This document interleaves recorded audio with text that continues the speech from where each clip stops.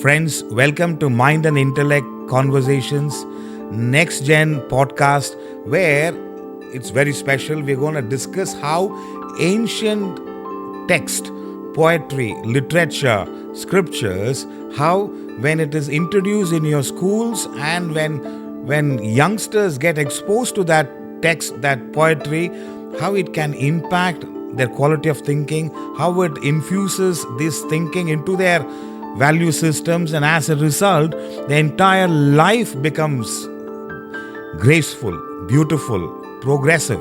So, today, to discuss that ancient text, literature, poetry, and with a modern context, we have Gayatri in our Mind and Intellect Next Gen podcast, and it's going to be quite a thrilling conversation. Stay tuned, you will immensely get benefited.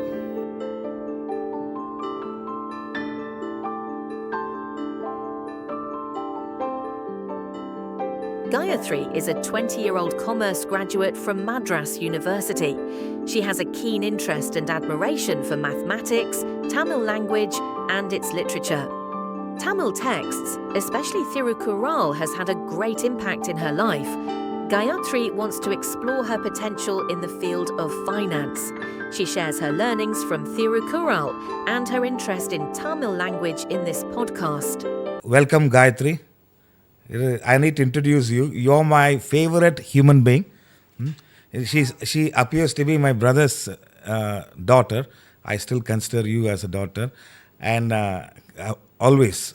And I keep teasing that I was the first person you met when you were born, and that remains the case. For the viewers, Gayatri is a great mathematician. She's immensely interested in Tamil literature, and she's quite a feminist in her thinking. So, lot of hats she puts on.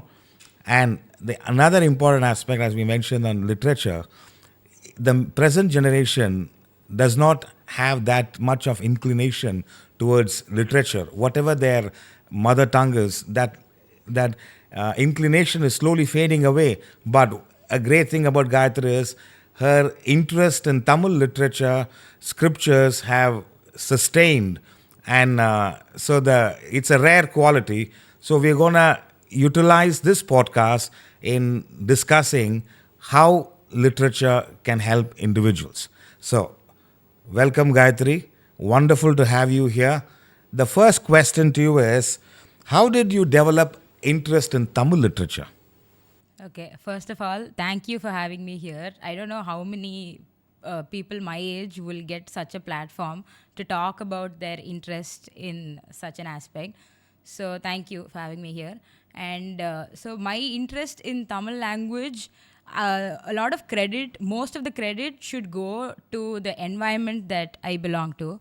So, I was born and brought up in Chennai. So, I live in Mylapore. And Mylapore is a small place of Chennai, but there's so much tradition and so much culture that's attached to Mylapore. And so the school I studied in is also in Mylapore. And so when I joined school, all students in their primary, they have to choose their second language. First language being English, the second language gets to be a choice of the student. So I got to choose Tamil. I still don't know how I got to choose Tamil, but I was just inclined towards it. And from a very young age, from like 4th grade or 5th grade itself, I was exposed to so many legendary pieces of literature. At that age, I couldn't even comprehend how great they were until like I grew later, until I like grew up.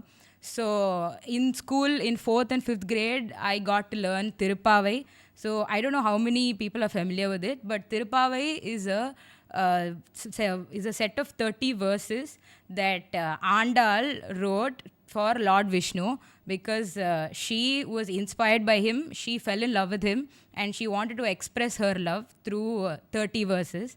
So I got to learn that in 4th grade and 5th grade, and I got to learn Siva Puranam and many other things. And I also got to learn Tirukkural. Tirukkural is a cult classic piece of literature. I think many people will know, and a lot of people who are like fans of Tamil will be a super huge fan of Tirukkural. It was written by Thiruvalluvar.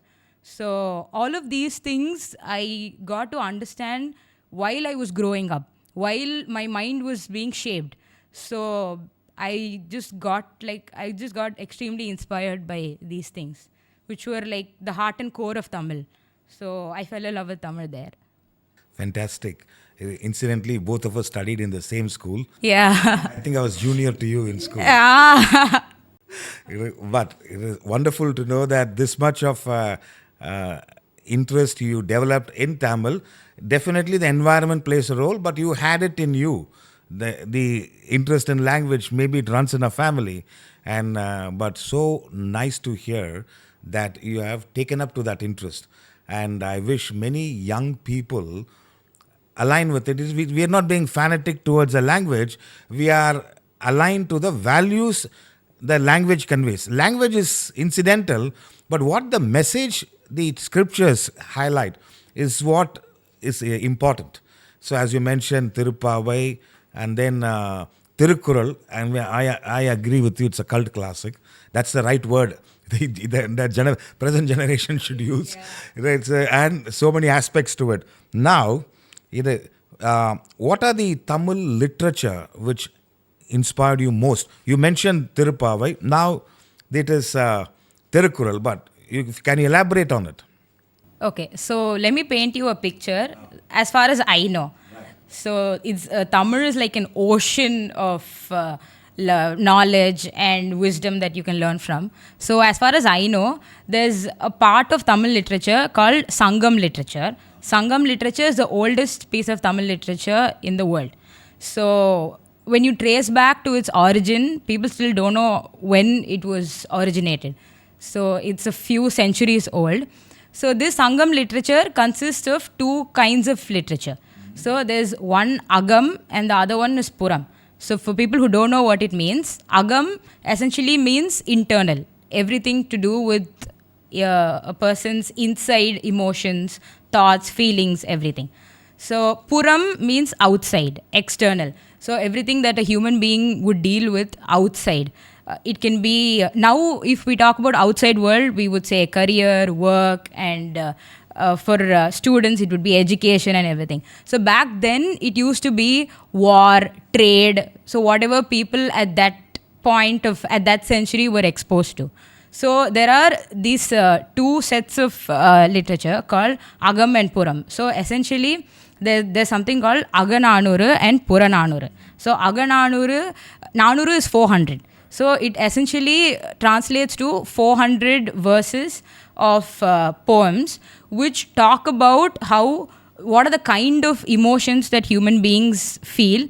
And I think back then Tamil as a language itself was pretty gender neutral.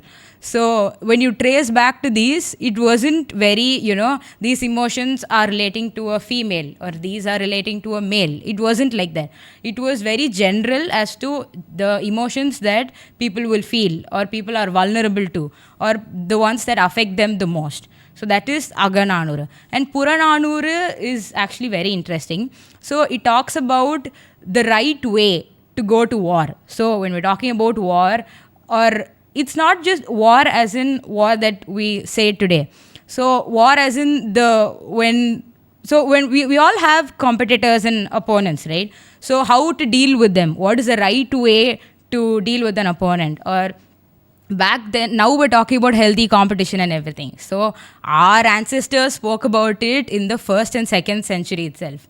So how you should treat your opponent and how you should always have a fair game and how you should take loss, how you should take victory. All of these very important and crucial things are spoken about in these two. So Agananuru and Purananuru are one of my favorites. And also Tirukkural, like I said. I know I keep coming back to it, but... correct. I mean, can you throw a little more light on Agananuru and Purananuru? You mentioned the context. And is there text which relates to it, or how is that? So again, when we're talking, because of how old these pieces of literature are, there is not much information on if there's a single writer or a poet who constructed all of these poems. So they're just a set of 400 verses. So it can be 4 lines or 5 lines or how many ever lines, but they talk about, each one talks about a specific emotion. So one can be how you come out of hardship, and one can be how you come out of a loss, and one can be how the right way to take the victory, to make sure that it doesn't get to your head, and how it should only keep you moving and keep you going. So each one concentrates on a small but a significant aspect of human life. Wonderful. 400 such. What you're saying is essentially responses. 400 responses where it could be emotion, it could be a clarity in making choices. So 400 internal, 400 external. And thoughts, emotions, and then actions when it comes to competition as such. Interesting. This is critical knowledge for all of us, and it highlights the grandeur of Tamil knowledge. Even though we are speaking in English, it is there is something about the Tamil language which is we all should be proud of. And I keep telling every individual they should align with their mother tongue. Whatever it is, if you go to France, they may know English well, but they will respond in French language only. And it's not that we should not be fanatic about our own language, but we should know our language well. So it is a great thing, but I'm glad that you highlighted that. So it's a special interest, Gayatri. Very happy to know. So you are a Vedanta philosopher, right? So can I ask you, is there any specific piece of Tamil literature that you're particularly fascinated by or you resonate to on a personal level? I wish I had your kind of a Tamil inclination to literature from an early age. That was not the case. We come from the same family, the same environment, but I was exposed in a different way. And for me, Tamil literature started with Kannadasan, with the many philosophical songs. That is what attracted me initially, because that was very simple. Even the language was simple, the message was profound, language was simple, and that is how I got exposed to it. See, there are few pieces of literature, more of poetry, of Kannadasan. Satti suttadada, kai vittadada, புத்தி கெட்டதடா நெஞ்சை தொட்டதடா. இதெல்லாம் அப்போ ரேடிக்கலாக இருந்தது. Very radical in thinking. In that, there is one line. சென்றவனை கேட்டால் வந்துவிடு என்பான், வந்தவனை கேட்டால் சென்றுவிடு என்பான். அப்புறம் இன்னொன்று, பிறக்கு முன்பே இருந்த உள்ளம் இன்று வந்ததடா, இறந்த பிறகு வரும் அமைதி வந்து விட்டதா. இதெல்லாம், all these things used to be very inspiring. ரொம்ப இன்ஸ்பயர் ஆச்சு. இது I used to ask my பெரியம்மா. Yeah, I was going to talk about that also. When we're talking about Tamil, I think we can't talk about Tamil without talking about my grandmother and your mother. Yeah. Because she was so good in Tamil literature, so I used to ask her the meaning. And when Amma explained the meaning, that is when I understood the grandeur. அதுக்கப்புறம் another poetry, பள்ளம் சிலர் உள்ளம் என ஏன் படைத்தான் ஆண்டவன், பட்டம் தர தேடுகின்றேன் எங்கே அந்த நாயகன். இதெல்லாம் these are things which resonated. And இந்த மாதிரி பல many songs. அதுக்கப்புறம் ஸ்கூலெல்லாம் நாங்கள் when we are in the school, when the results don't come your way, there is one particular song myself, my friends used to sing. தோல்வி நிலையென நினைத்தால், தோல்வி நிலையென நினைத்தால் மனிதன் வாழ்வை நினைக்கலாமா, தாயின் கனவை விதிக்கலாமா, அந்த மாதிரி. So certain literature resonated. அப்புறம் இந்த வீடு வரை உறவு, வீதி வரை மனைவி, காடு வரை பிள்ளை, கடைசி வரை யாரோ. ஸோ இதெல்லாம் ஒரு bits and pieces of poetry which made you think in a better way. So that was the initial exposure for me towards spirituality, towards philosophy and Tamil literature. In fact, it was through Tamil literature my interest in philosophy resonated or enhanced. So that was the main thing. Adnala always indebted to the Tamil literature, Kannadasan. There are countless great poets and authors who have contributed. அவருடைய அர்த்தமுள்ள இந்து மதம் கூட was very wonderful. அதாவது அவர் கிட்டத்தட்ட 10 parts இருக்குன்னு நினைக்கிறேன். Simple book written in simple Tamil language. அதெல்லாம் படிக்கும்போது it made a lot of sense. Yeah, I remember you asking me to read Arthamulla Hindu Madam for a very long time. Correct. Yeah. I still recommend you. Yeah, I will get to it. What verses of Tirukkural resonates with you? It is because that's your forte. Tirukkural is your forte. Just for the viewers, 5-6 years back when Gayatri came to Dubai to stay with us, and at that time we were going for a walk, and I asked her, I would like to know more about Tamil literature. She rattled off with verses of Thirukkural just like that, as if it is the easiest thing. Then she explained to me those verses, and then I requested her, can you share this understanding in the lecture? And she did that. So that was 5-6 years ago, and that's when I understood her interest or deep inclination towards Tamil literature. Now the floor is yours. What are the verses in Tirukkural which resonates or inspires and still continues to motivate you? Okay, so there are a few I have in mind, and I don't know how common these are, but so let me just tell you that they affected me so much that these are verses that I think about almost on a daily basis. So the first one is Udukkai Irandavan Kai Pole Ange Idukkan Kalaivadam Natpu. So it talks about friendship.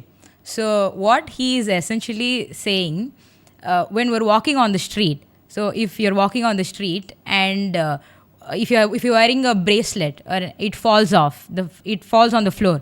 So do you spend time thinking about like dropping down and picking it up and putting it on? It's a reflex, right? You're walking, something that you had fell down, you just put it back on. It's a reflex. You don't think about it. So he's saying helping your friends and being there for your friends is not a responsibility, or it's not an obligation, it's not a conscious effort. He's saying it should ideally be a reflex. If your friend is in trouble, or if your friend needs you, or if there's anything you can do for your friend, he's saying you should do it immediately without thinking about it.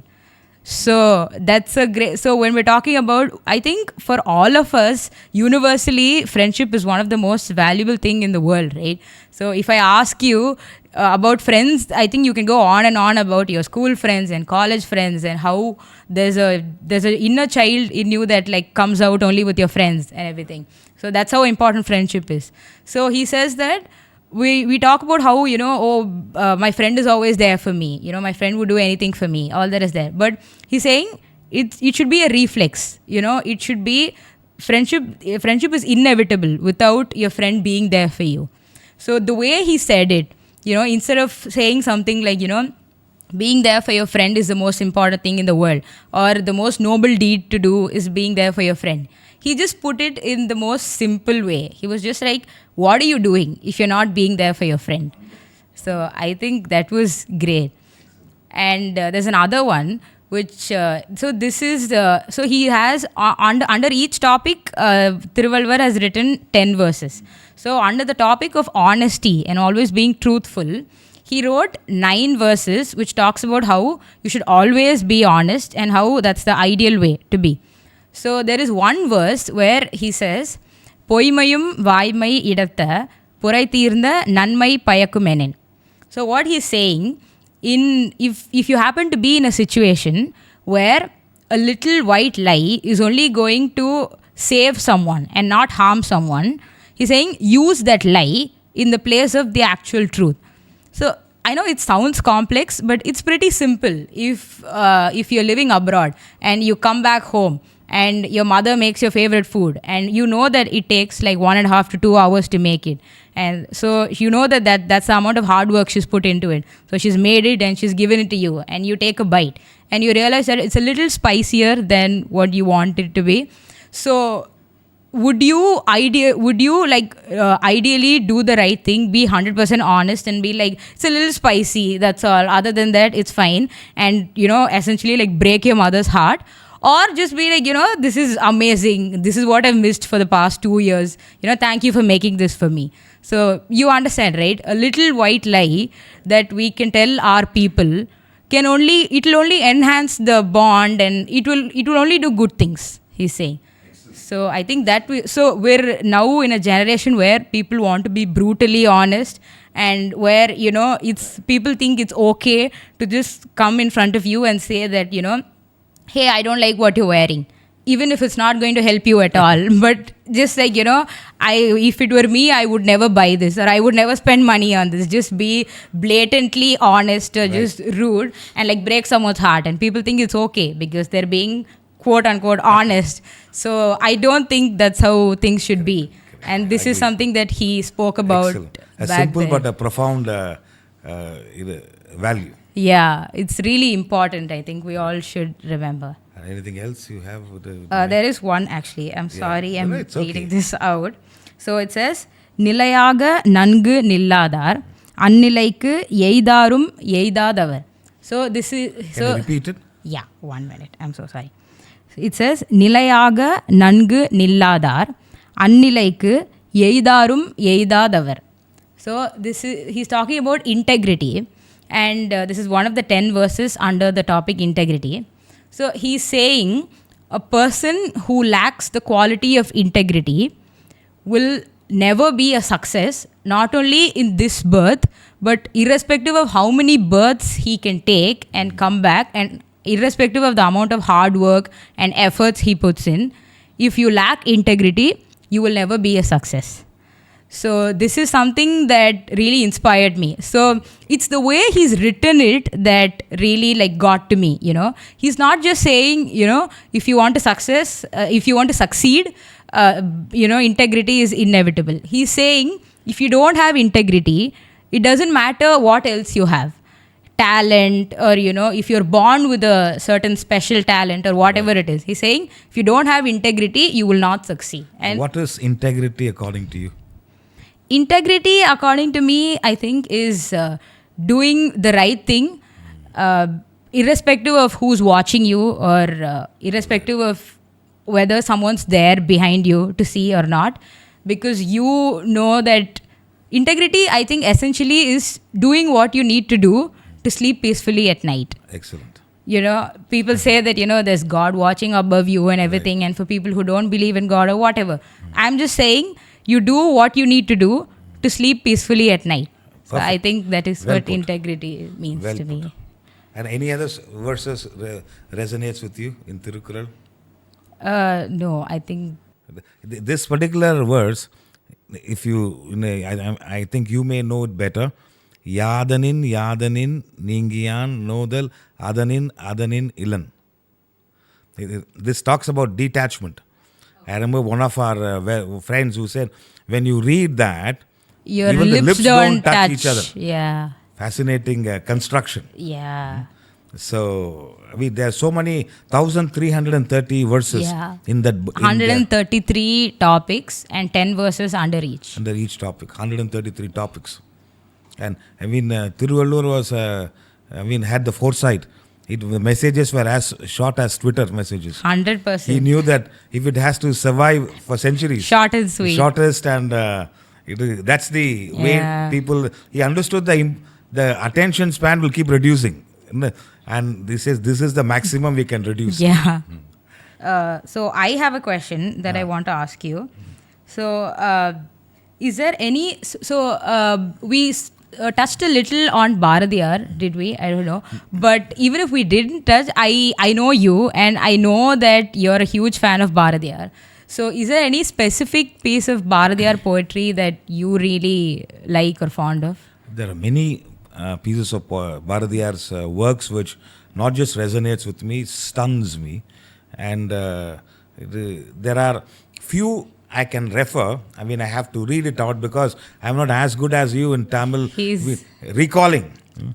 In fact, it came in the movie Mahanadi in Kamal Hassan. Thanks to Kamal Hassan, he reads it. Okay. So the way Bharathiyar puts it, பிறர் வாட பல செயல்களை செய்து நரை கூடி கிழ பருவமெய்து கொடும் குற்றுக்கு இறையென பின் மாயும் பல வேடிக்கை மனிதரைப் போல் வீழ்வேன் என்று நினைத்தாயோ இனி என்னை புதிய உயிராக்கி மதிதன்னை மிக தெளிவு செய்வாய் என்றும் சந்தோஷம் கொண்டிருக்கச் செய்வாய்.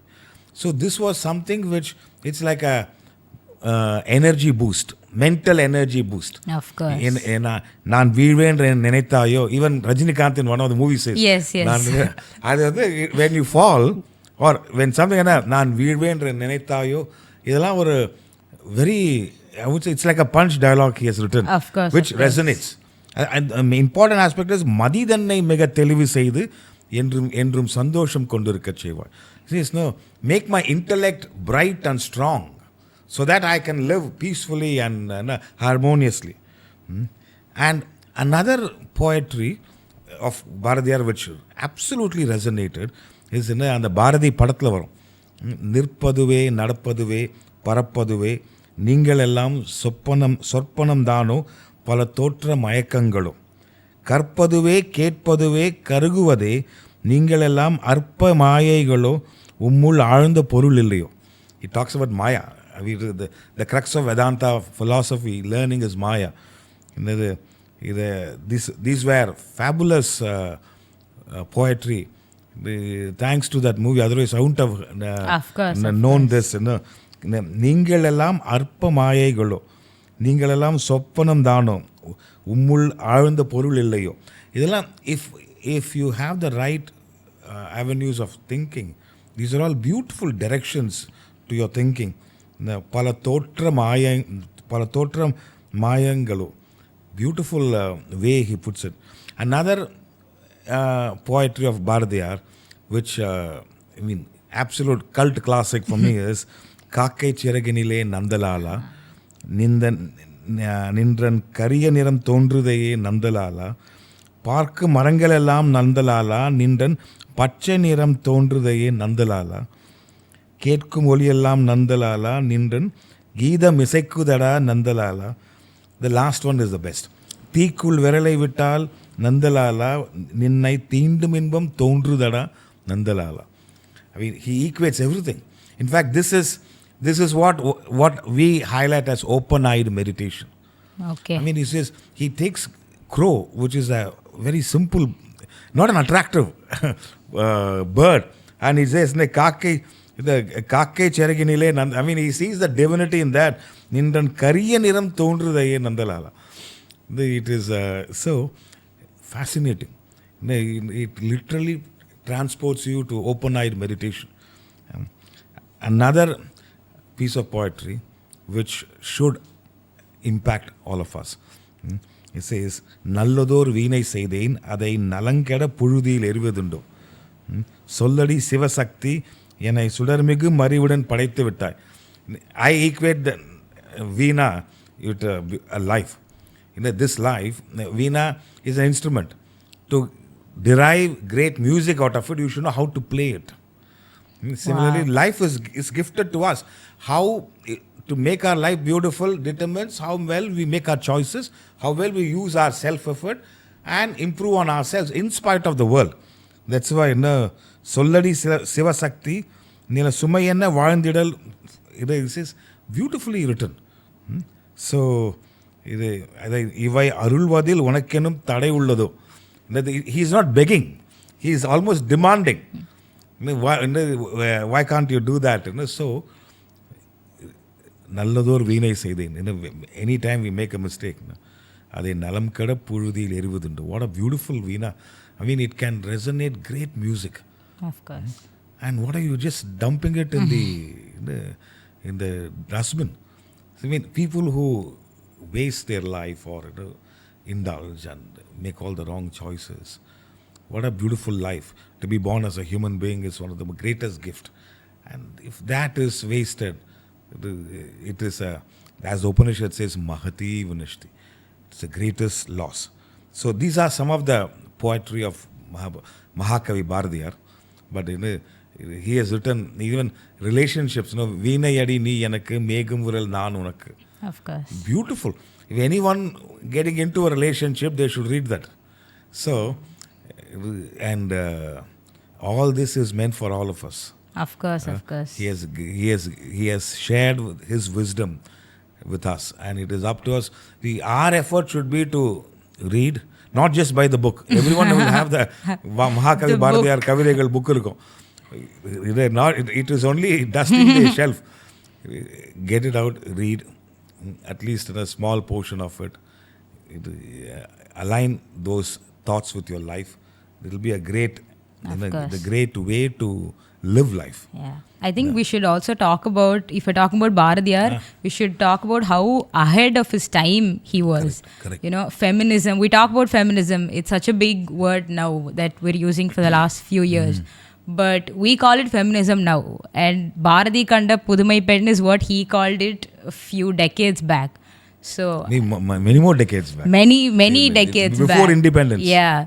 So for someone to be this futuristic and for someone to talk about women's rights and how women should have their share in the society, I think it's great. Correct. I am with you. He was a prolific poet, a revolutionary thinker. Of course. He is Dirkadarshi. He was able to foresee how people should live. Fascinating. You can go on and on. Now, I'm going to ask you a question. How can youngsters of your age get benefited from literature, especially Tamil literature? Okay. So all these pieces of literature that we spoke about, they're universally for all age groups and everyone can use. Right. But especially for someone my age, the world around us is so dynamic, it's so fast moving, and anything can become obsolete at any point of time. So when the world around us is moving in such a fast pace, I feel like we should go back to these old pieces of writing. And so outside, there are so many courses out there to teach us about AI and coding and everything. But I don't think many people have the time to stop and think about the right ethics, the right kind of value system, and the right and wrong, and how you should live your life. So back then, our people spent so much time on it, so much time and effort on it. So I feel like we should value that and take a step back, go back to these things and just learn them, because I'm giving it as like an open challenge to everyone. It will only do good for you. The fact that we're all upskilling constantly, so the combination of upskilling and simultaneously building a strong core value system, I think is a deadly combination for people in my age. Excellent. It's a necessity. It is 100%. Especially you've been highlighting that you want to become an investment banker. I do. We spoke about it. Yes. When you were young, you said, I asked you what do you want to become. You said you want to become a celebrity. I know. I still stand by it. I do want to become a famous, world famous investment banker. Who knows? You could be a great podcaster as well on Tamil literature. What a combination! Ancient wisdom and the most modern investment banking technologies. Fascinating. So, in the present generation, this literature. See, the interesting part with literature, which resonates with me, and it will continue because these are all eternal values. It's not going to change. 1,000 years ago, Tirukkural, Bharathiyar, 100 years ago, it still resonates. In fact, that's what I would say. It is take up. First is the beauty of the language. Of course. Second is the message contained in the poetry. Both you have. What a beautiful combination. You like the poetry. It's like in the Kannadasan ஆறு மனமே ஆறு இது ஆண்டவன் கட்டளை ஆறு இது வந்து in fact the 6 suggestions he gives itself is enough. அந்த மாதிரி ஒரு very simple but profound. அப்புறம் அந்த நினைப்பதெல்லாம் நடந்து விட்டால் தெய்வம் ஏதுமில்லை. Wow. நினைத்ததையே நடந்ததையே நினைத்திருந்தால் அமைதி என்றும் இல்லை. இது வந்து இதெல்லாம் இட்ஸ் இந்த so it's simple but profound messages which can get you into the right alignment. Of course. So I have a question. Yes. I want to ask you. So I know you keep advising me all the time, but I want to know what your advice or suggestion is to the Gen Z. Gen Z. Yeah. Gen Z is the they are born at what stage? Okay, I'm not sure, but just think of Gen Z as the generation that I belong to. Right, you belong to. Yeah. Okay, wonderful. See, one aspect you should for the Gen Z is you have the technological advancement which is happening now, and then I find the Gen Zs are smart, they are intelligent, they are brave, they are courageous in taking certain choices, which is wonderful, which was not the case when we were.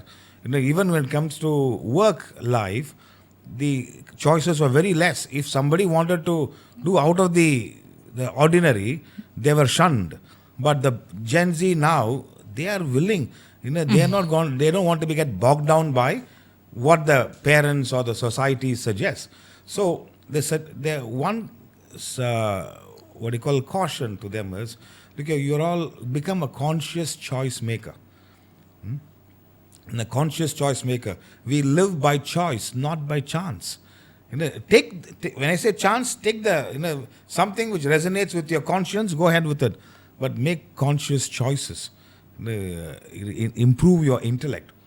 Not just your intelligence. Intelligence is pertaining to a field of activity. Improve your quality of thinking through values, through literature, through scriptures, through guidance, and through your own upbringing. Align yourself with higher values and understand happiness is an internal phenomena. Indulgence is external. Happiness is an internal phenomena. It is இருக்கும் இடத்தை விட்டு இல்லாத இடம் தேடி எங்கெங்கோ அலைகின்றாய் ஞானத்தங்கமே, நான் இங்கே தான் இருக்கின்றேன். ஒரு அது யார் எழுதுனது தெரியல. என்னது இருக்குற. So we are all looking for happiness. Of course. So identify where that source is and then align with that process. So the advice to Gen Z is, you all choice makers. The quality of choices determines the quality of life. You have a choice with reference to the choices, but you don't have a choice with reference to the consequence of your choices. Therefore, the quality of choices eventually determines the quality of life. So make right choices with reference to the work, with reference to relationships. Don't settle for less. Become conscious parents or responsible parents, and become a joyful individual and a responsible citizen. It is Gen Z has, I mean, we are not thrusting this responsibility onto them, but you can take up, because they are modern in their thinking, which is wonderful. They almost fit into the category Bharathiyar highlighted. Of course. They can just like that take up to it. So this is what I find, and I'm very confident on the Gen Z. Looking at you, you're a sample of the Gen Z. I'm very confident, and I'm at the same time I want them to be cautious, because too much of freedom is not real freedom. It destroys you. True. You should have freedom in a conscientious way, in the right ways. Not too, too much freedom appears like licentiousness, which is indulgence, doesn't help.